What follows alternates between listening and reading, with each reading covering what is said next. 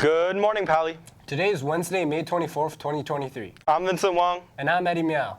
This year's almost over. Time really flies by, huh? Yeah, I'm really gonna miss this year's graduating seniors. Like junior Sarpkin dearly. As the year winds down, so does the time in high school for the class of 2023. InFocus sits down with Paly seniors to talk about their four-year experience and advice for current freshmen.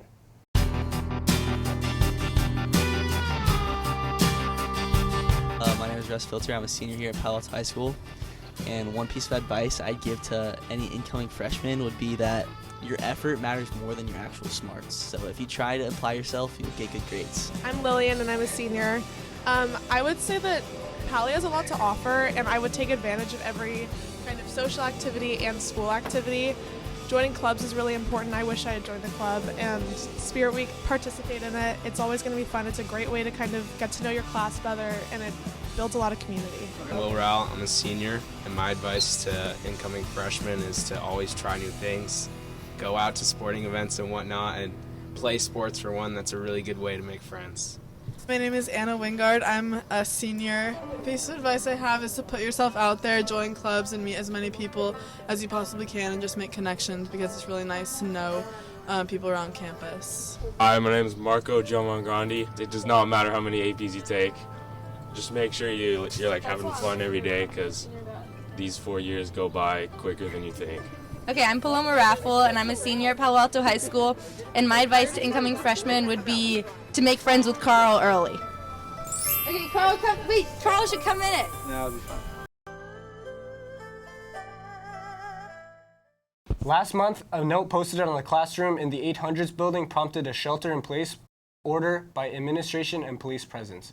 Following the threat, discussion was raised about school-wide response and reaction. InFocus reporter Claire Qin has more.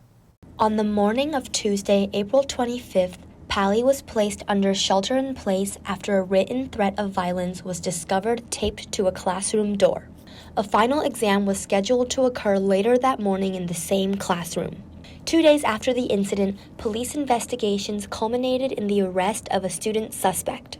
Following this event, which left the community confused and apprehensive, InFocus sat down with Superintendent Don Austin in an interview to understand this event from the district's perspective.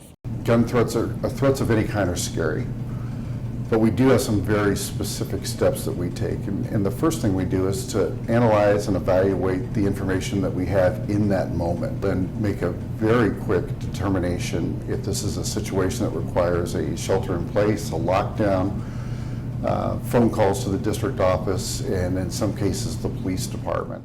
With some teachers going into lockdown and others having shelter in place, Dr. Austin goes on to clarify the difference. So a shelter in place gives us time to evaluate a situation that we think we've got a pretty good handle on. A lockdown is more likely that the situation is not as contained as we want it to be. The teacher who found the note on her door that morning was AP Psychology teacher Mrs. Mattis.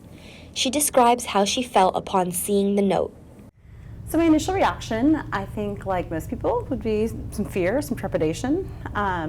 Certainly my autonomic nervous system got going. As a psychology teacher, Mattis also shares her concerns about students' mental health and well-being. I wonder what this threat of gun violence does to a developing brain, knowing that kids are being raised in a culture where that's something that they hear about, so that's something they wonder about.